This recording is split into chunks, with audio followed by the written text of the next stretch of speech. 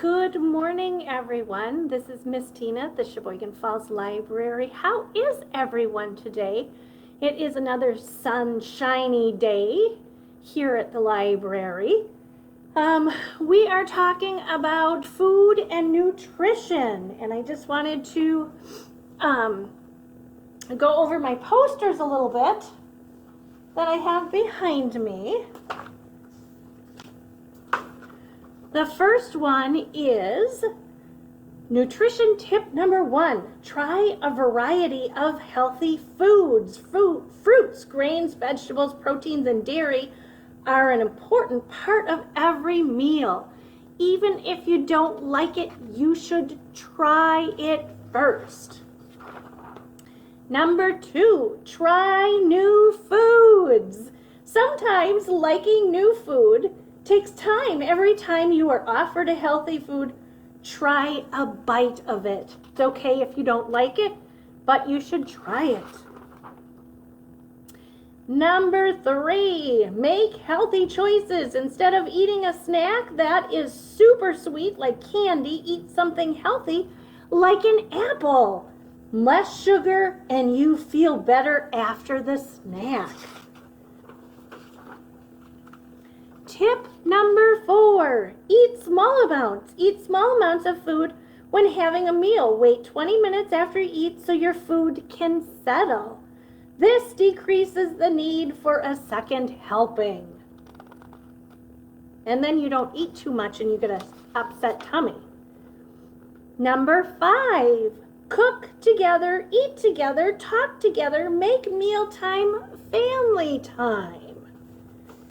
All right, let's get started with our first song. All right, hands go up and hands go down. I can turn myself around. I can stand up on one shoe. I can listen, so can you. I can sit, I'll show you how. Story time is starting now. All right, foods.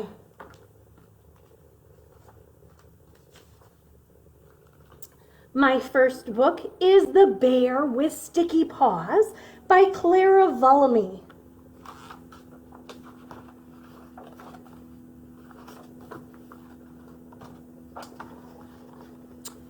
There's a girl named Lily. My daughter's name is Lily. And she's being very grumpy, stamping her little feet and slamming the door. She says, "I don't want all this breakfast," and throws down her spoon. "No, I won't wash my face. No, I won't brush my hair. No, I won't get dressed. No, no, no, no, no, no, no," until Mom calls out, "Stop." And oh no, Mom's leaving. But then, ding dong! At the door is a bear, a small, white, fluffy one standing on his suitcase to reach the bell. "Breakfast?" says the bear, sniffing the air. "Breakfast? Yes, please." The bear eats it all. "More," says the bear. Lily makes 5 pancakes, 8 pieces of toast with jam, and 9 bowls of oatmeal. And oh no, sticky paws everywhere. But the bear doesn't care. "Let's play," says the bear. It's snuffling and sniffling, hiding and sliding, leaping and climbing, and oh no, he's on top of the furniture. "Lunchtime," calls Lily. "Up here," says the bear. And so Lily has to throw the food up to him. 7 slices of pizza, 11 carrots, and 15 donuts. That's a lot of food. That would give us all a tummy ache. "Let's Dress up, says the bear. Okay, says Lily, and oh no, down comes the curtain.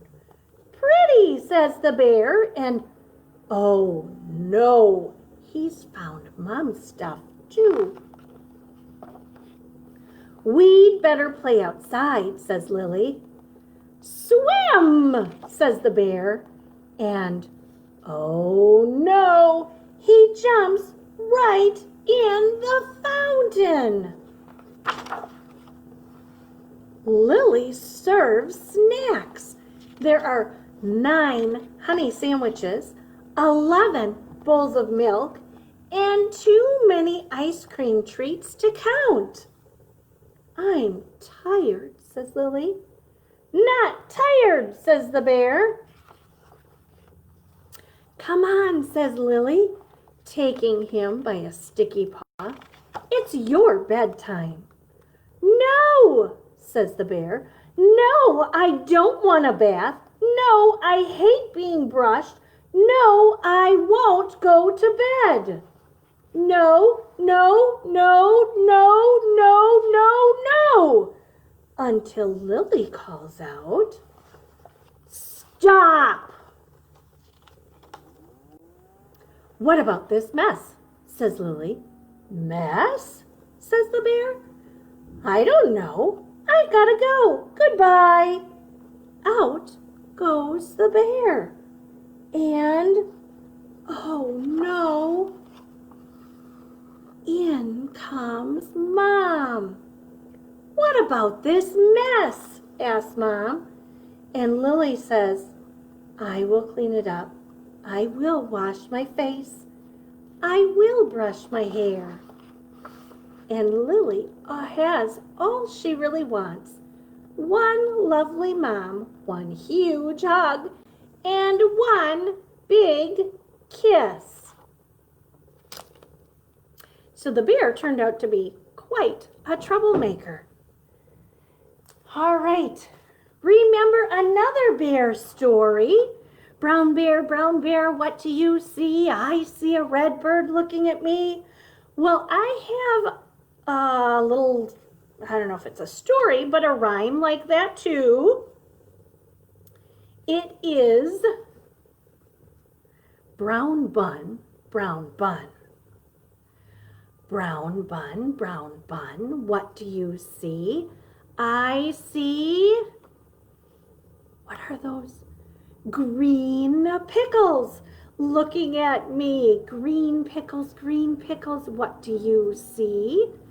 I see red tomatoes looking at me. Red tomatoes, what do you see? I see some orange cheese looking at me. Orange cheese, what do you see? I see, what do you think that is? A brown patty looking at me. Brown patty, what do you see? I see, here we go, a brown bun looking at me. Brown bun, what do you see? I see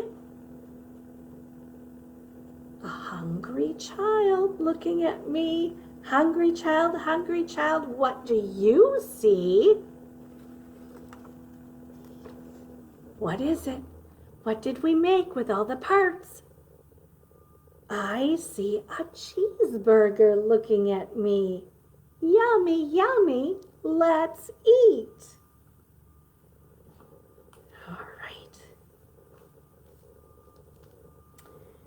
All right, I have a Thanksgiving story. Next week, we're going to take a little break.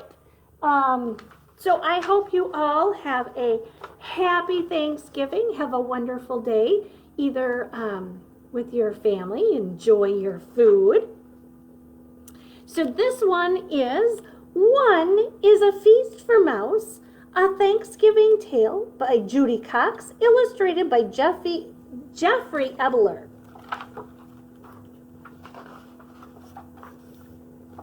So Thanksgiving dinner's already done. After Thanksgiving dinner, Mouse crept out of his hidey hole and looked around. The house was quiet. Dad snoozed in his chair with his book. Mom dozed in front of the TV. Outside, the kids played football in the crisp yellow leaves. Cat curled up by the fire. He yawned and stretched his stripy tail. Then he closed his greeny eyes and went to sleep. Mouse scampered up the tablecloth. Thanksgiving leftovers were still on the table. So much to eat. Mouse saw a teensy tiny, toothsome green pea all by itself under a plate. Give thanks, he thought. One will be a feast for me. Mouse rolled the pea across the tablecloth to take it back to his hidey hole. There's little Mouse. But his eyes were bigger than his stomach. Do you know what it means? It means that there's so much yummy food that you think, oh, I'd like some of this and some of that and more of this and more of that. And pretty soon your plate is too full that it won't all fit in your tummy without you be feeling sick. So his eyes are bigger than his stomach. And he saw 6 leftover cranberries, glowing like rubies on a silver saucer. I'll just take one, he said to himself. One is a feast for me. He balanced one cranberry on top of the pea and started once again across the table to his hidey hole. So there's the cranberries, and he still has the pea. Just then he saw 3 black olives. 3 olives, black and shiny in a dish. I'll just take one, he thought. One is a feast for me. He put the olive on top of the cranberry, on top of the pea, and carried the tidbits across the table. Then he saw the carrot sticks, crunchy and munchy and orange. I'll just take one, he thought. One is a feast for me. He stuck one carrot stick into the hole in the olive, balanced both on top of the cranberry, on top of the pea, and started back to his hidey hole. So there he is. Then he saw the mashed potatoes. Mouse potatoes. There was just one scoop left on the plate. I'll just take the plate, Mouse thought. What a feast I will have. He balanced the plate of potatoes on top of the carrot stick, on top in the hole, in the olive, on top of the cranberry, on top of the pea. Mouse started off across the table. That's quite a balancing act. Then he saw the gravy, brown and luscious in the silver gravy boat. Gravy for the mouse potatoes, he thought. I must have that for my feast. And he balanced the gravy boat on top of the mashed potatoes, on top of the carrot stick, stuck in the olive, on top of the cranberry, on top of the pea, and he started off. But then he spotted the pumpkin pie. One slice of pie, brown and dimpled with a collar of fluffy cream. So he balanced the pie on top of the gravy boat, on top of the mashed potatoes, on top of the carrot stick stuck in the hole in the olive, on top of the cranberry, on top of the pea, and he started off across the table. The pie slid, but Mouse caught it just in time. Mouse bobbed and bobbled across the tablecloth on the way to his hidey hole for his Thanksgiving feast. He didn't see Cat creeping, creeping closer and closer. But Mouse saw the turkey, brown and juicy, surrounded by parsley. Much was gone, but there was enough left for a mouse feast or even two. I'll just add that, thought Mouse. And he carefully placed the turkey platter on the very top of his pile. On top of the pie, on top of the gravy, on top of the mashed potatoes, on top of the carrot stick stuck in the hole in the olive, on top of the cranberry, on top of the pea. He started off across the table to his hidey hole, and there, at the table's edge, he met Cat. Greedy-eyed and hungry, clawing up the table on the tablecloth. What do you think is going to happen? Mouse is scared. Mouse skidded to a stop. The turkey wibbled, and wobbled, slid and slipped. Mouse danced to keep his feast balanced, pirouetted like a ballerina, juggled like a platter spinner. But off slid the turkey, whoosh, with a plop, landing smack on Cat.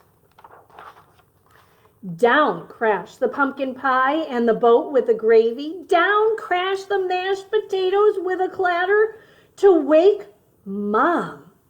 Down fell the carrot stick, still impaled in the olive. Down went the cranberry, which rolled, leaving a red track across the tablecloth. Down went the pea, all caterwampus off the table, rolling onto the floor. Off scattered Mouse, quick as a bandit, back to his hidey hole, ahead of Cat. He huddled in his hidey hole. His heart pitter-pattered. He peered out. Down came the broom on the stripy, greeny-eyed Cat. "Bad kitty!" shouted Mom. "Outside!" And she swept the cat out the door. Mouse looked around, Whiskers trembling with fright. "No Thanksgiving feast for me," he thought. Just then he spotted, glowing in the corner, one teensy tiny, round and toothsome, green and luscious pea. What he started with. "Give thanks. One is a feast for me." So next week, Thursday, is Thanksgiving. I hope you have a wonderful Thanksgiving. We will not have story time next week, Wednesday. Have a great Thanksgiving. We're going to tickle the stars, tickle your toes, turn around and tickle your nose, reach down low, reach way up high. Story time is over, so wave goodbye.